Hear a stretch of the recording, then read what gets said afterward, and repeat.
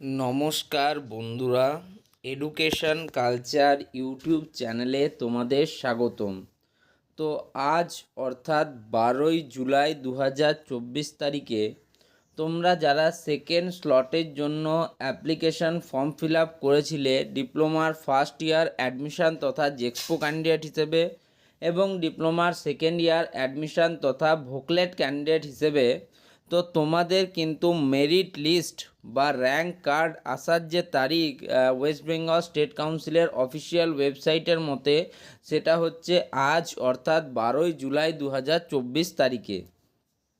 তো এবার আমি তোমাদের সাথে কথা বলবো যে স্টেট কাউন্সিল থেকে দেখো অফিসিয়াল একটা আপডেট দেওয়া রয়েছে তোমাদের অ্যালটমেন্ট রেজাল্ট এবং সেই সম্পর্কিত, এবং তোমরা কারা কারা চয়েস ফিলিং প্রসেসে অংশগ্রহণ করতে পারবে সেই বিষয়ে।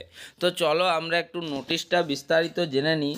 তো তোমরা যখন স্টেট কাউন্সিলের অফিসিয়াল ওয়েবসাইট sctvesd.wb.gov.in এই ওয়েবসাইটে আসবে, তখন এখানে তোমরা দেখতে পারবে লেখা রয়েছে admission in polytechnic for first and second year, click here.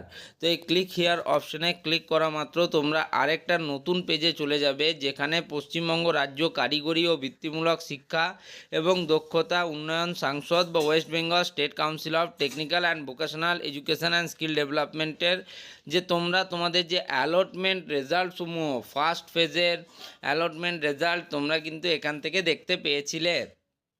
এবার দেখো এখানে দেখতে পাচ্ছ তোমরা একটা রেড কালারের একটা নোটিশ কিন্তু ঘোরাফেরা করছে। এটাই হচ্ছে তোমাদের choice filling, online choice filling এবং অ্যাডমিশান রিলেটেড থার্ড ফেজের সেই রিলেটেড কিন্তু নোটিশ। তো চলো নোটিশটা ডিসপ্লে হোক, আমরা একটু দেখে নিই কী বলছে। দেখো, candidates who have not been allotted at all or not taken admission after allotment can participate in second round online choice filling to be held from 13th July 2024 to 18th July 2024। তো দেখো তোমাদের অনেকের মনে কিন্তু অনেক প্রশ্ন ছিল যে দাদা আমি ফার্স্ট ফেজে কলেজ পাইনি, সেকেন্ড ফেজেও কলেজ পাইনি, তাহলে আমি কি করব। তাহলে দেখো তোমাদের প্রশ্নের উত্তর তোমরা এখান থেকেই পেয়ে গেলে যে যারা তোমার ফার্স্ট বা সেকেন্ড ফেজ কোনো ফেজেই কোনো কলেজ পাওনি, তারা কিন্তু এই যে second slot online choice filling process রয়েছে যেটা চালু হচ্ছে 13ই জুলাই থেকে তোমাদের কিন্তু 18ই জুলাই পর্যন্ত, সেখানে তোমরা পার্টিসিপেট করতে পারছো। এবার দ্বিতীয় প্রশ্ন করেছিলে যারা বিভিন্ন কলেজ পেয়েছিলে, অ্যালটমেন্ট পেয়েছিলে কিন্তু তোমরা অ্যাডমিশান নাওনি, তাদের ক্ষেত্রে কি হবে। তো সেটাও দেখো কাউন্সিল এখানে স্পষ্ট জানিয়ে দিয়েছে যে যারা অলরেডি অ্যালটমেন্ট পেয়েছিলে কিন্তু কোনো কলেজে তোমরা অ্যাডমিশান নাওনি, তারাও অনলাইন চয়েস ফিলিং কিন্তু করতে পারবে। যেহেতু তোমরা ফার্স্ট স্লটের স্টুডেন্ট, এই যে যারা কলেজ পাওনি বা যারা কলেজ পেয়ে অ্যাডমিশান নাওনি, এরা মূলত বা তোমরা মূলত হচ্ছে ফার্স্ট স্লট চয়েস ফিলিং যখন হয়েছিল তার ক্যান্ডিডেট। সেই হিসেবে তোমাদের কাছে একটা জিনিস যেটা তোমরা সেটা কিন্তু হলো 500 টাকা কাউন্সিলকে অলরেডি পেমেন্ট করে দিয়েছো ফর ইউজিং কাউন্সিলিং ফি হিসেবে।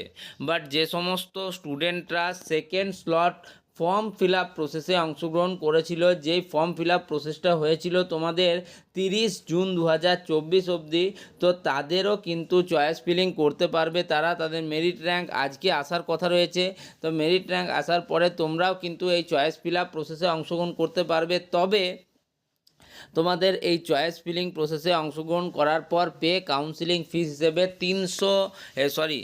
তোমাদের 500 টাকা কিন্তু পেমেন্ট করতে হবে কাউন্সিলকে। তো এটাই মোটামুটি এখন অবধি যেটা জানা যাচ্ছে।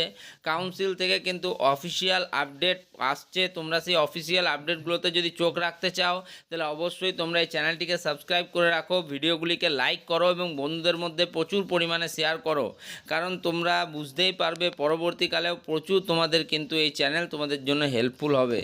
যাই হোক, এই ভিডিওটা এখানেই শেষ করলাম, ধন্যবাদ।